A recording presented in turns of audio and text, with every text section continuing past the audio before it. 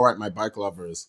I wanted to talk a little bit about like sometimes you get bored on your bike rides. You know what I'm saying? Like, there's only so many routes that you can take sometimes, or you just don't have a lot of time to go out. So you're limited to the kind of places that you can go to. I wanted to make this video talking a little bit about what you can do to get yourself out of the door sometimes, because what happens to me is because when it's the summertime and I have all the motivation in the world because it's sunny, you get out the door, it's easier to get out the door. But when it's kind of winter and fall and it's dark outside, and you kind of lose motivation to ride a little bit, and that's just really what happens to all of us, especially when it starts to get cold.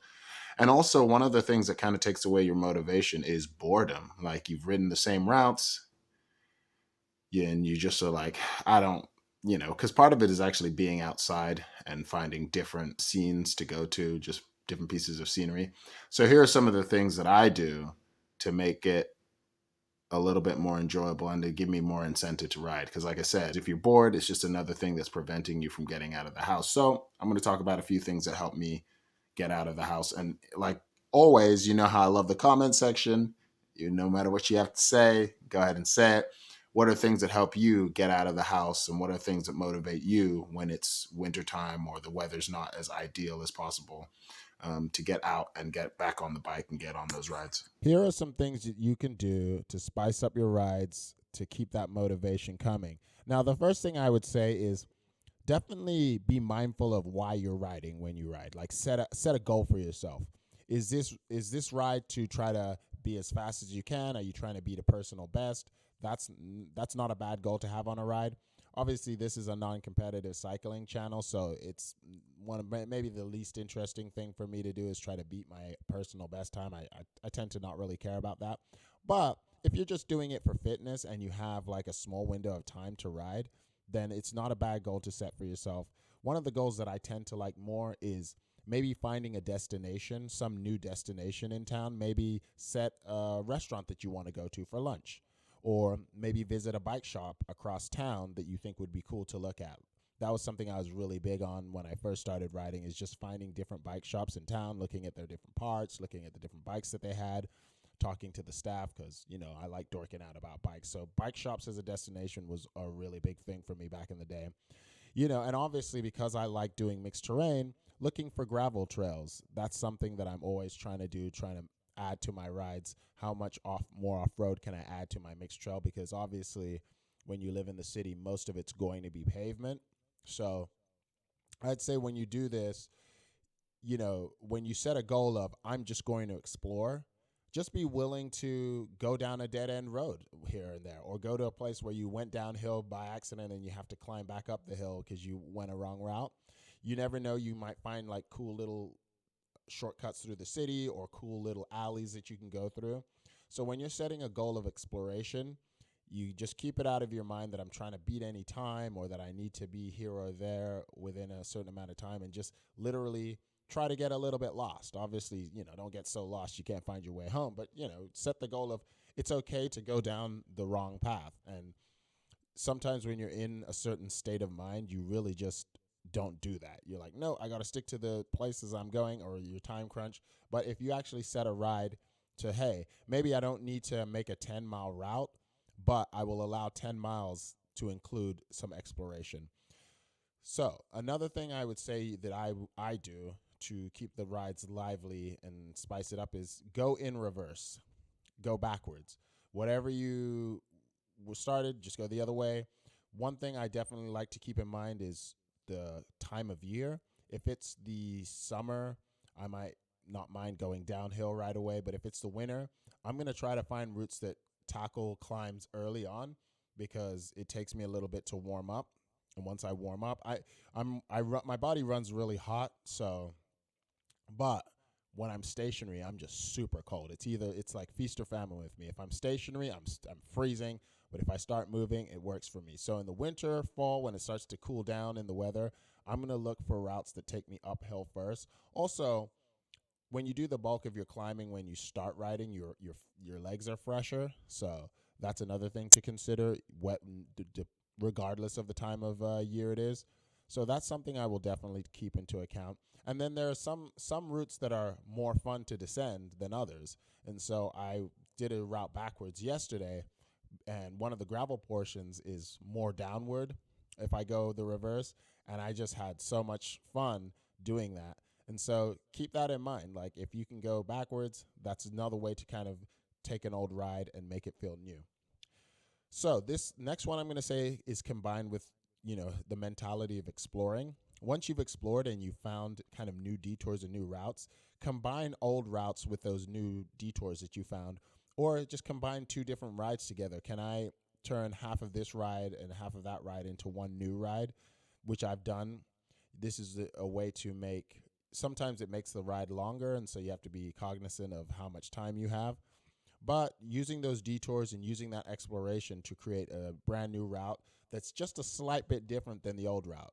I think if you burden yourself with trying to find a whole entirely new route when you have a crunch for time, that can be kind of more than you can handle. But if you combine a little bit of this and a little bit of that and create a new route based on old routes, that's a great way to go. That's something that's definitely helped keep me motivated and help get me out of the door. Number 4 is kind of a general goal of writing, is that you should probably try to have in your mind about 7 different routes that you could do.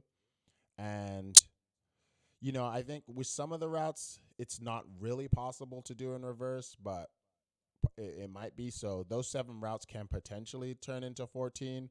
Sometimes you can't reverse a route, and that is what it is. So if you have at least one route for a day, each day of the week,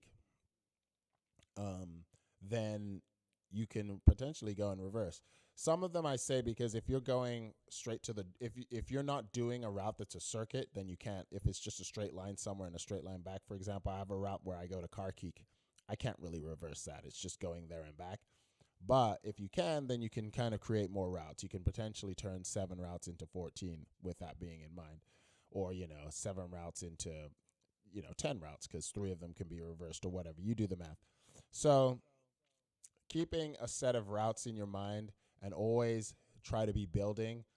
When you're at home, look at the map, look at where you've been.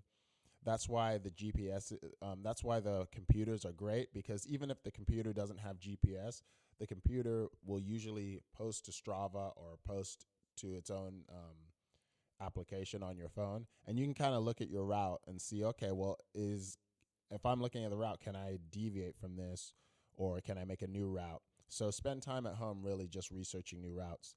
Another one you can do is ride with people. Ride with a friend. That's a great way to make the ride have a little bit more engagement with other people, make it a little bit, a different type of fun. I definitely love riding alone. It's not, I don't necessarily prefer one or the other, but I mostly ride alone, so I guess I would have to enjoy it. But I also love going with other people. Like right now, one of my riding partners that I can call up at any time and see if they're down is Uncle Dan. If you see my videos with him, he's retired now, so he has usually and he keeps a regular riding schedule. He will go out at least every other day. So if I hook up with him at the right day, then we can go out together. And now, when you do this, obviously you're going to have to make some compromises, because you and that other person may ride at different paces. You might ride different styles. But as long as your styles kind of are close enough to each other where you can make that compromise and ride with them. Also, one thing that's great about riding with other people is they know other routes than you do, or they're willing to do other routes that you have. And that's one thing that's one of the biggest things I've gotten with riding Uncle Dan is he has pretty much a great, he grew up in Seattle, so he has a great knowledge of all the different places that you can go. He has nice chill routes that are super picturesque, some of the most beautiful places to ride in the city.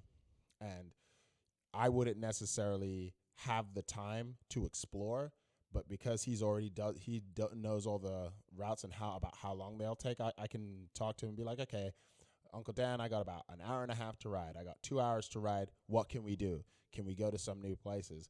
And for me, I'm super scared of crossing the bridges, the 520 and the 90 bridge, and to go with someone else gives me that courage to ride over those things and to ride to these new places. So those are some of the things. Like I said, it's hard to get the motivation to get out the door, especially when it's colder.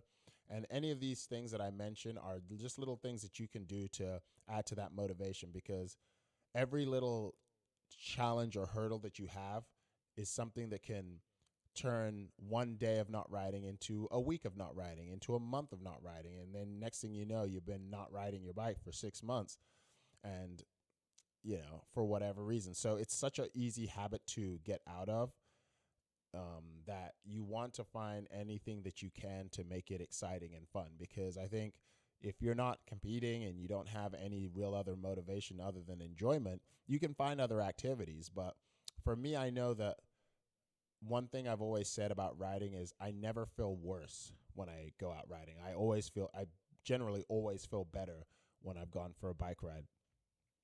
But you can easily forget that when you stop riding.